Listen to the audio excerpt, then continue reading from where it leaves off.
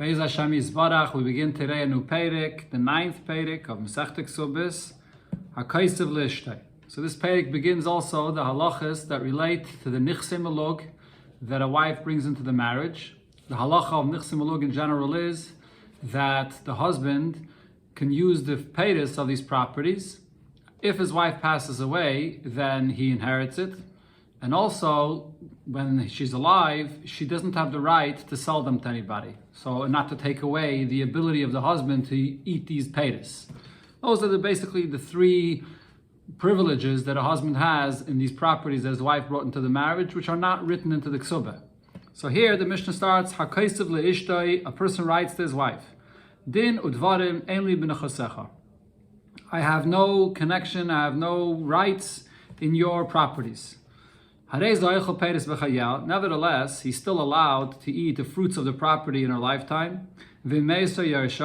And if she dies, he will also inherit it. If so, so then why did he write to her? What is the meaning of this that he writes her that I have nothing to do with your properties? All he meant by this is that if he sells it or he gives it as a gift to someone, or again, the shia, that is, if she sells it or she gives it as a gift to someone, kayam, that the sale and the gift will take effect, even though, as I mentioned, usually she cannot.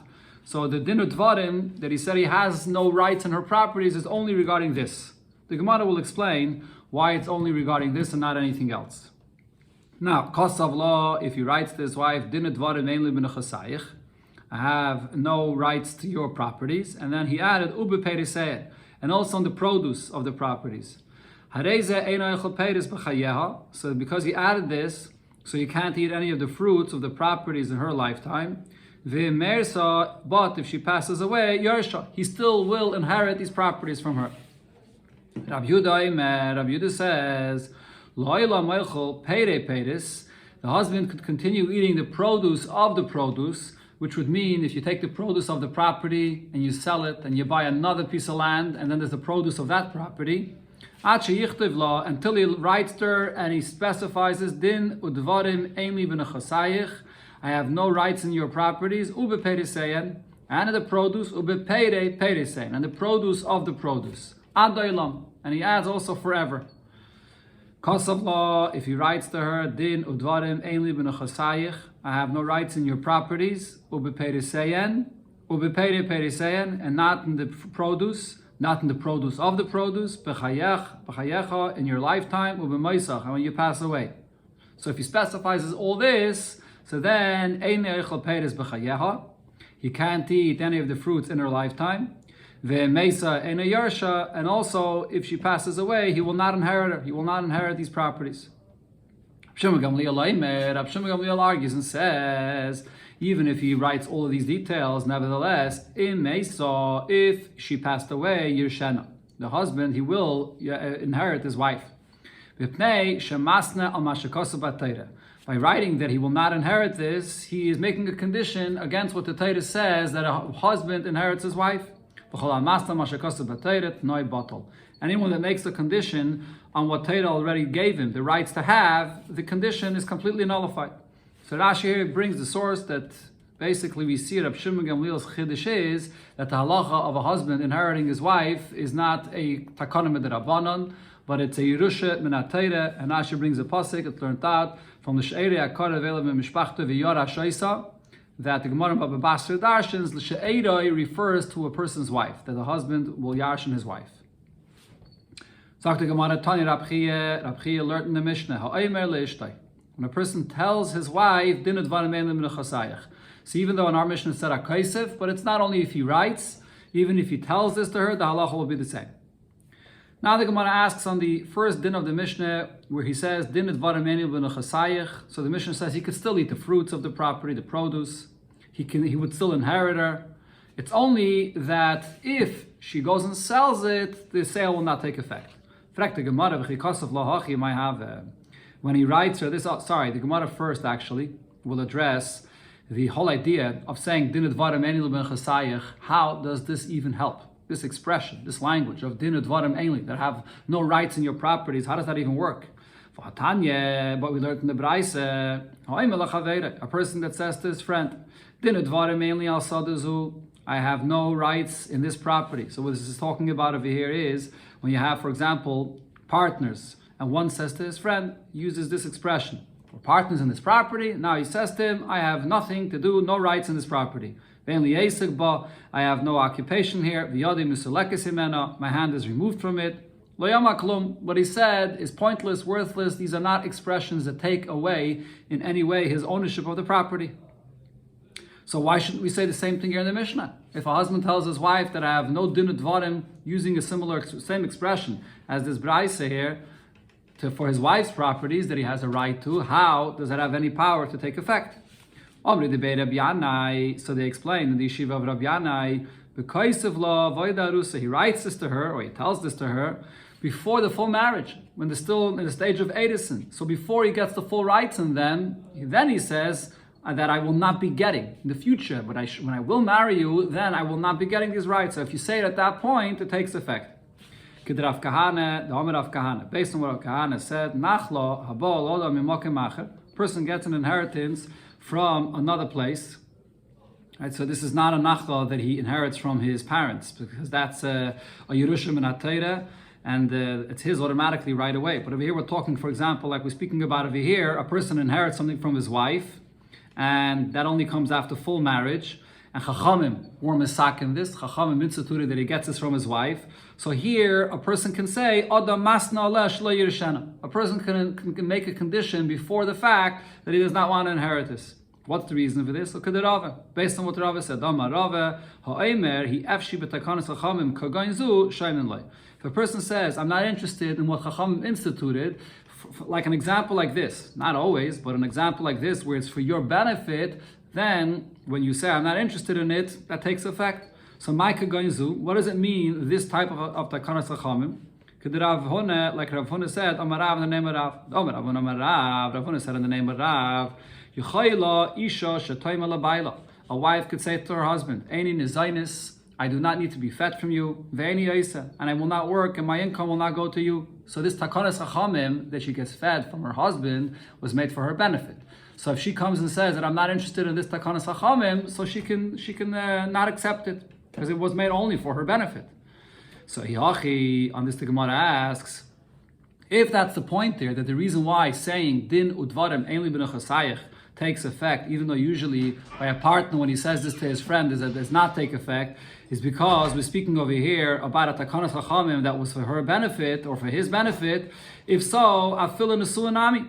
Why don't we say the same thing regarding even after they're fully married, even after she's already married to him and now the properties are already in his possession, but still, since it's a Takanas Chachamim for his benefit, he should have the ability to say that I'm not interested in this. Amar Abaye, so Abaye says at that point he can't say it anymore. Nesua, once he's fully married, Yodoi ki yoda. The hand of the husband is like the hand of the wife, meaning he's already like a partner in these properties. Once he's a partner, so if he wants to stop this Takanas Chachamim, he's going to have to use a language which is a clear gift, that he's giving it back to her. And just saying, Din Udvarim, that I have no rights in this property, that's not going to help, because that's not true. He does have rights in it. Just like a person before, the Gemara said, he says to his friend, which is his partner, such a language will not help. Rava says, Yodoi adife mi yoda. Once he's married, not only is he a partner and he has the rights in these properties, his rights in the properties and this nichse melug of his wife is actually even stronger than his own rights in it. So the Gemara says, nafkemina. What's the difference between Abaye and Rava? So the Gemara says the difference would be l'shemeres yavam, in a case of a shemeres yavam. So this goes back to something that we learned in the previous Pedic regarding a shemeres yavam. This is a woman that's waiting for yibum, and she passes away at that time. So now the question is, who inherits this nichse malug? So there was a machlokes before between Beishamai and Beisilol. Beisilol says that you follow the chazakah, and the nichse malug is in the chazakah of the wife's family. Beishamai says that you split it, achleiku, half for the Yarshim of her family, which is the Beishamai calls Yarshi Ha'av, and half for the Yarshi Ha'bal, which is the Yavam. So over here, as Rashi explains, there will be an afkemine between Abaye and Rava. According to Abaye, that says that Yodoi ki Yoda, so the Nichse Malug that Mishnah was speaking about is the nichsei melug that she already brought into the marriage when the first husband was still alive. So then, that properties that she had in the marriage, so she had a rights to it. Her husband had an equal right to it. That's what Abaye said. Yodoi ke yoda. They have equal rights. Now, but once she passes away, Beis Hillel says the chazakah of these properties is stronger by her family since she brought it in from her family, and therefore they will inherit it. But according to Rava, that says Yodoi adifim yoda, that when it comes to nichsim meluk after the marriage, his rights over these properties are actually stronger than hers. In the case where she got these properties before her first husband passed away, and then she dies while she's a shemeres yavam, her Yarshim will not get these properties because her husband already had a stronger hand over it, so the Yarshei Abal, which is the brother, the Yavam, will get it. This halacha that Beis Hillel said that her family gets it will only be if she inherited these properties after her first husband passed away. While she was in this stage of Shemeres Yibum, then I say that her family will inherit it and not the new Yavam here. That's the Nasudaf Kemina will be regarding this halacha of Shemeres Yavam, that the Yarshim of her family Yarshin it. When is that true? Regarding the properties of Nichsim Elog that she got before her first husband passed away, or only regarding the properties that she gets now while she's in this state of Shemeres Yavam. Gemara continues, the question was asked. This is actually going back to what the Braisa said before. Rashi explains this is not a question regarding what it said in our Mishnah, but only regarding what it said in the Braisa when it comes to two partners, and one person writes to his partner, I have nothing to do with your fields, with your properties, and it does not take effect. So on that the Gemara asks, what's if there was a kinyan made? Not just words or not just writing it, but he actually made a kinyan for this. Does that kinyan help? Rav Yosef says, the purpose of the kinyan was that I'm making a kinyan for what I said, which is that I have no rights in these properties. So just like what he said did not take effect, the kinyan for what he said is worthless as well. Rav Nachman says, once you make a kinyan, so now that kinyan is not a kinyan on your words, but the kinyan is actually in the property itself, and therefore the kinyan will take effect. Amar Abaye, so Abaye said about this, Mistavra Milsa de Rav Yosef. It makes sense what Rav Yosef is saying, that the kinyan is not going to take effect for the properties, but it's just a kinyan for his words. But in a case where the person comes right away and argues and says, I never meant to give this to you. Again, if you have two partners and one says to the other, and then when the partner comes to take, because you said you have no rights here anymore, at the moment he comes to take it, so he says, no, I never meant it. And even if he made a kinyan, but because he's immediately saying that I never meant it, and as Rashi says, the only reason I said to you, he just meant to say, I have no fights with you, I'm not going to argue with you about this, but he never meant to remove his ownership. Then Rav Yosef is right. But if after you said so, and you made a kinyan, you allowed your partner to come and sit and take the property, but only later did you come and say, no, I never meant it, and the kinyan should not be a kinyan, that's too late. Then I say, that when you made a kinyan, the kinyan is going on the karka itself, and the kinyan does take effect. Amar Ameimah said about this question, when he made the kinyan, Hilchas, the halacha is if you said din advarim I have nothing to do with your properties, and you made a kinyan, the kinyan does take effect on the field itself. Ravashi asked Ameimah, so what case did you say that this is the halacha? If he immediately is arguing and saying this, or even if he says so later on, after his friend went and actually took the property. So he asked them, Lamai nafkimina, what difference does it make if he said it right away or he didn't say it right away? Look at Rav Yosef. Is it because of what Rav Yosef said that the kinyan that you made does not take effect? And as Abaye explained before, it depends if he says so right away or not. On Malay, so Ravashi said, Lo shmieli, I didn't hear this. Klaima lo svirili. What this means is he didn't b'chlal hold of what Rav Yosef said. Ravashi is paskening like Rav Nachman's opinion before, that says that once you make a kinyan, regardless of when the person that came and out took it, you coming and arguing, I did mean it, I didn't mean it. Once you made a kinyan, even though you use this expression, din udvarim eli b'nechasecha, the kinyan does take effect on the karka itself, and it's kaina. The Mishnah said, Im kain lama kosav lavachulu. So again, the first case of the Mishnah was, a husband tells his wife, din udvarim eli b'nechasayich, and the Mishnah says he could still eat the fruits, he could still inherit her, The only thing is, she will lose her rights. Again, she will get a rights, that is, to sell. Usually, a wife cannot sell nichsim halog, but once he writes to her, din dvarim mainly b'nechasecha, now she could sell. The question, however, is, v'teimelei, why can't she say to the husband, mikol mi lisalikis nafshach? By you saying, din dvarim mainly b'nechasecha, sorry, so didn't you remove yourself completely from the properties? Why is this only taking away my rights to be able to sell? Amar Abaye, sorry about that. Just need some water. Okay, give me a second.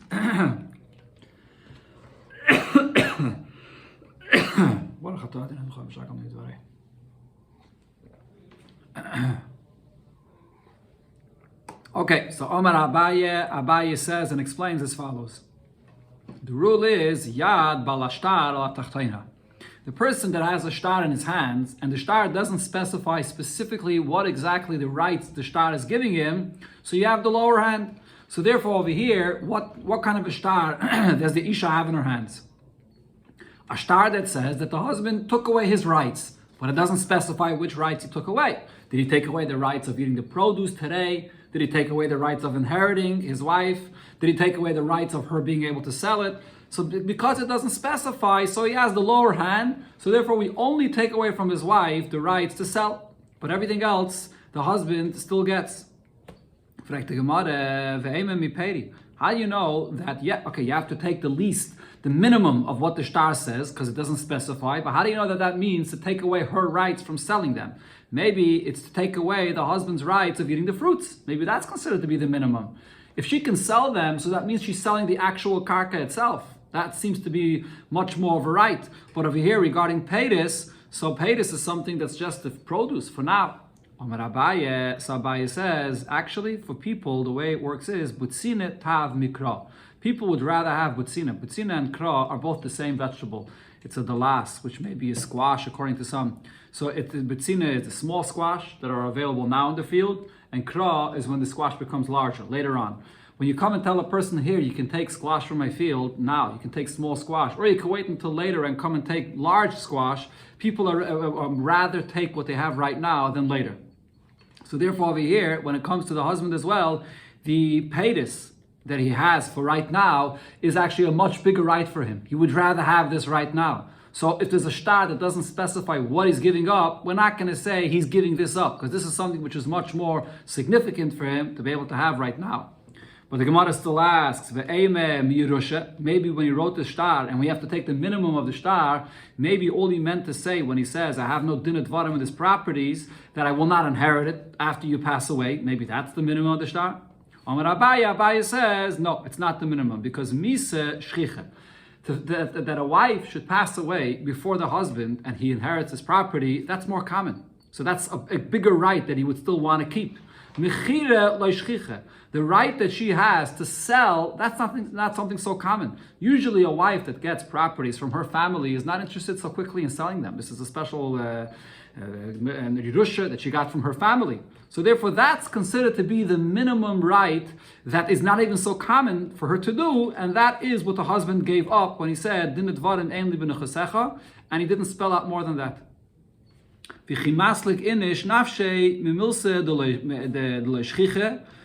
When a person is removing himself, in this case the husband, by saying din dvarim ein li b'nechasayach, when he's removing himself, so he's only removing himself from the minimum, which is something which is uncommon for her to sell the property. However, something which is more common, that his wife could die and he would inherit her, that he did not remove himself from. Ravashi says that you have to look into the actual words that he says. What did he say? Din udvarim ein li b'nechasayach. By using this expression, b'nechasayach, in your properties, what did he mean? V'lo b'peiresein. He's not giving up the produce. And when he says b'nechasayach, your properties, meaning that you own and you're alive now. V'lo la'achamisa. And I'm not giving up the rights to inherit them after you pass away. That's why we read these words that he wrote to her or he said to her, and we understand that he only meant to give up her ability to sell them, to stop her, that is, from selling them. So Rabbi Yehuda says that a husband will always be allowed to eat the produce of the produce. Like I mentioned before, that means if you take the produce of the field and you sell it, and then you buy another field and there's additional produce, so that's the husband, even if he gives up these produce here, but he could always eat the payday unless he specifies clearly. And in the Mishnah it said he has to write to her that I'm not going to eat payday sayen, and also he has to write ad olam, forever. So the Gemara will now ask about this. Does he actually have to write those two expressions? So first the Gemara says, as I Tan Rabbanan, we learned that Eloheim paydes, ve'eloheim paydes. When it says in the Mishnah the produce of the fields, and then there's the produce of the produce, what does that mean? If she brings into the marriage paydes, v'lakach men karka, and again, sorry, I missed something over here. She brings a piece of land into the marriage, and the karka produces fruits. That's the produce.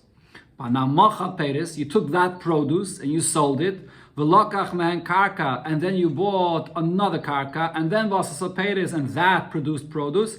That's the paydes. Now, the question is, Rabbi Yehuda, paydes dafke. Is it enough if you just write to her or tell her that I'm giving up my rights to the paydes? So that means that you're not going to have hana of any of the paydes forever, any produce of the produce forever. You're not having any hana, and you don't have to add the words ad olam. Oidilme, or perhaps ad olam. Maybe the main thing you have to write is dafka ad olam. You don't have to write paydes. Oidilme, or perhaps the pshat in the Mishnah is tarvayu dafka. You have to write both. You have to write I give up the paydes of the paydes, and you also have to write that you're giving it up ad olam forever. And the Gemara explains the three ways how to understand what Rabbi Yehuda meant to say. If the pshat of Rabbi Yehuda said is that you have to write I give up the paydes, so then ad olam lamali. Why is the Mishnah saying the words ad olam? Hakamashmalon. All the Mishnah is saying is kivin the cost of la paydes. Once he writes to her that I give up the produce of the produce, command the cost of la ad olam. It's equivalent to writing I give it up forever, even any other additional paydes down the line. If you're going to say that the words of ad olam of the Mishnah are dafke, that's what you have to write, so then paydes lamali. Why does the Mishnah say the words paydes? Hakamashmalon, the chiddush here is afagav the cost of law paydes. Even though he only wrote to her that I'm giving up the fruits of the fruits, and he didn't go any further than that. How about the produce of the produce of the produce? He didn't specify more, but he cost of la ad olam in. So if he adds to that and writes ad olam, so then I say that it includes forever. Eloi. So the Mishnah starts off saying paydes, but then it adds ad olam to tell you that only if you actually write ad olam, then it goes forever. And if you're going to say tarvayu dafke, that you have to write both. You have to write paydes, and then you have to add ad olam forever. Why do you have to write tarti lamali? Why do you have to specify both of them? Says the Gemara tzriche. You have to write both of them, and the reason is the cost of law paydes. If he writes to his wife, I will not eat the produce or even the produce of the produce, but I cost of law ad olam, and he doesn't write to her forever. So maybe this only means the produce of the produce. Aval, payday, the paydes, achol. Maybe if it's the produce of the produce, maybe that he would be allowed to eat still. That's why he has to write that he's not going to eat forever. Because of law ad olam. On the other hand, if he would only write to her that I'm not going to eat anything from you forever, because of law paydes, and he didn't write that I'm not going to eat the produce of the produce, maybe I would think to say that l'olam apaydes kai, that when he writes forever, he's referring to the actual produce that's here right now in the field, and he's saying that this produce I will not eat forever. So Rashi says it means I will not eat it today, I will not eat it tomorrow, I have no rights to it forever. Or Tosfos says forever regarding these fruits would mean I'm not going to eat it today while you're alive. I have no rights to it even after you pass away. So, but I would think that the term la'olam only refers to the actual paydes that are here now. So therefore, I had to say paydes, and therefore you know that he's also not going to eat the produce of the produce. So this is the ibaya here. We have three ways of how to understand what the language in the Mishnah according to Rav Yehuda means, and the Gemara does not resolve this. Another question was asked. Kosavla, he writes to his wife, Din udvaran ein li b'nechasayich. I have no rights to your properties. Ubepaydes. And also I have no rights to the produce of the produce. Ma ushayochal paydes mi paydes. Could he eat then the produce of the produce of the produce, which he didn't specify? Salik nafshei mi pei again.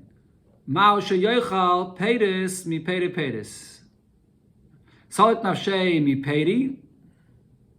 Okay. Okay, 1 second over here. 1 second. Let me see how you read this over here.